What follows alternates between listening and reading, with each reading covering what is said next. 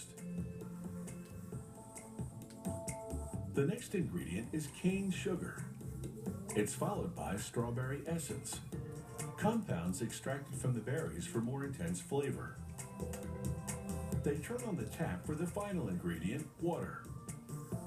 It's time to close the lid and power up this industrial blender.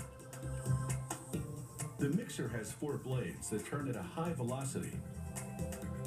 They whip up the sorbet ingredients to the consistency of a fruit smoothie.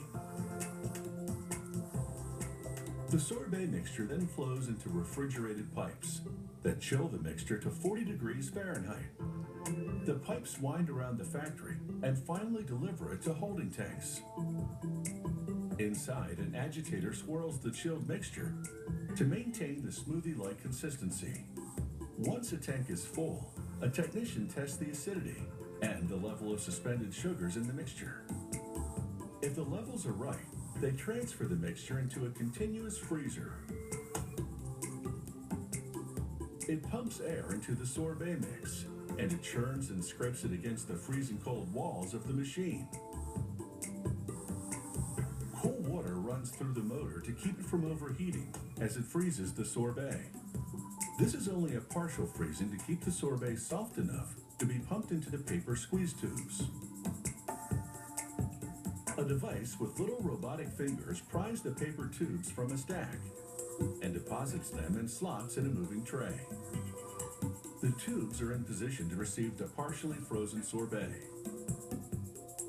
And because the sorbet is only partially frozen, it is able to now flow through conduits.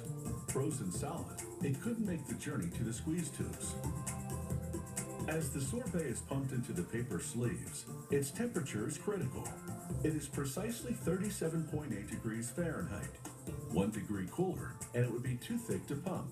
A degree warmer, and ice crystals would form during the final freezing. The next machine collects foil lids from a pack using rubber heads with tiny magnets in the center. It deposits the lids onto the sorbet-filled tubes. The foil lids stick to the glue-coated rims. This line fills 280 paper sleeves with fruit sorbet per minute. That's just under 17,000 per hour. An iron applies heat to the lids to further melt the glue and provide a watertight seal. It happens fast, so the sorbet doesn't have time to start melting. Sealed and partially frozen, the sorbet pops cascade into crates. Each one holds about 100 pops, so they don't need to keep count.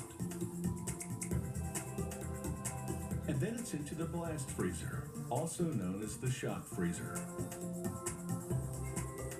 Fans circulate the cold air to rapidly lower the temperature of the sorbet pops, bringing it down to negative 24 degrees Fahrenheit. This fast freezing prevents the formation of large ice crystals that would damage the consistency and flavor of the sorbet pops. Out of the freezer, a mechanized arm grabs and opens cardboard boxes. A pusher shoves the sorbet pops into the boxes. And they're ready to grab and squeeze.